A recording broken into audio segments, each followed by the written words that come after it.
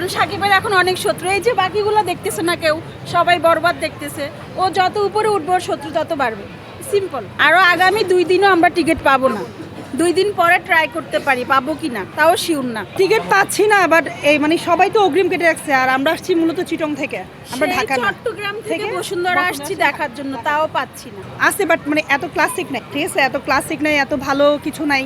So এই জন্য আমরা আসছি চিটং থেকে মূলত ঢাকায়, এই মানে ঈদ করবো, দেন বরবাদ মুভিটা দেখবো। যেহেতু আমরা আসছি আপনার এখানে 6টা বাজে, আমরা নিচে অনেকক্ষণ লাইনে দাঁড়াইছিলাম, লিফট অফ ছিল, পরে পিছন থেকে আমাদেরকে লিফট খুলেছে, দেন আমরা আসছি উপরে এসে দেখতেছি বরবাদের কোনো টিকিট নেই, আগামী 2 দিনের কোনো টিকিট পাবো না আমরা। সো এটা তো খুব ব্যাড ফিল হচ্ছে, তাই না, চিটং থেকে যেহেতু আসছি। হ্যাঁ, আরেক দিকে ভালো যে হ্যাঁ, যে এটা ভালো যে আমাদের সাকিব রিয়ারা খুব ভালো কাজ করতেছে, ও খুব হলিউড বলিউডের মতো ইয়ে করতেছে, তো আমরা এটার জন্য খুব খুশি। তারা তো মন্তব্য যত দূর মন্তব্য তত বেশি। বাংলাদেশের মধ্যে ওই একজন নায়ক এখনো চলতেছে, একটার পর একটা ফাটাফাটি মুভি দেখাচ্ছে, অভিনয় না জানলে কি এত দূর আসতে পারতো? যারা এগুলা বলে ওরাই হচ্ছে যে ওর শত্রু, আমি যেটা মনে করি। আমরা অন্য মুভি দেখার জন্য ইন্টারেস্টেড না, ঠিক এক্সারে বরবাদি দিয়ে, কারণ টেইলারটা সব থেকে জোস, সব থেকে জোস, ওর চোখগুলো তো ওয়াও। নায়িকা হিসাবে, অভিনয় হিসাবে ভালো।